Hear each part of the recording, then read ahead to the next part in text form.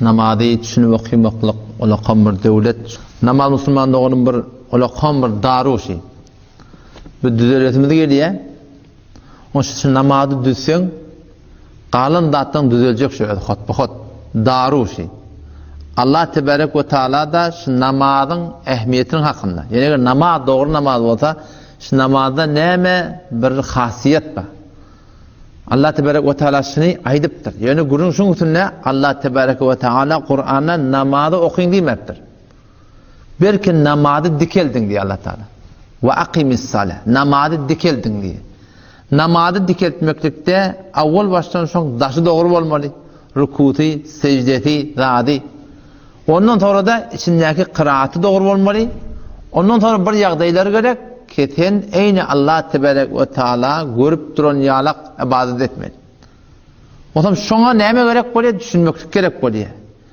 Sen bilin Huday Teala ruku etmeden önce başın Allah Tebarek ve Teala secde etmeden önce sen fikren, ruhen, kalben sen ruku etiyersin, secde etiyersin.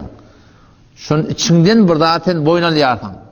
O zaman şu taydama Müslüman doğum yani öz irtibatımızı hücre bilen, mekatibi dini bilen, öğrenmeklik bilen arttırmaklık gerek. Ki günde öğrenip durmalı. Avval baştan Kur'an'ın Arabiyetini öğrenmeli. Sonra Kur'an düşünmekliği de hemmet çekmeli. Namazın içinde halalı var. O şunun içinde bir zatlar etiyen sana vuduğunu podiyan zatla var. Namazı podiyan zatla var.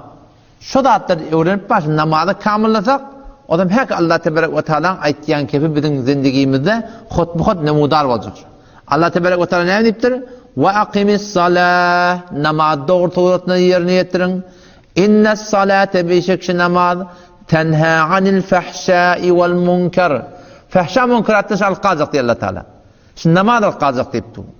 Pes eğer bizim namaz olsa Müslüman doğun, şu namazın öbür daru bir gün kuvveti imanımıza sebep olacak.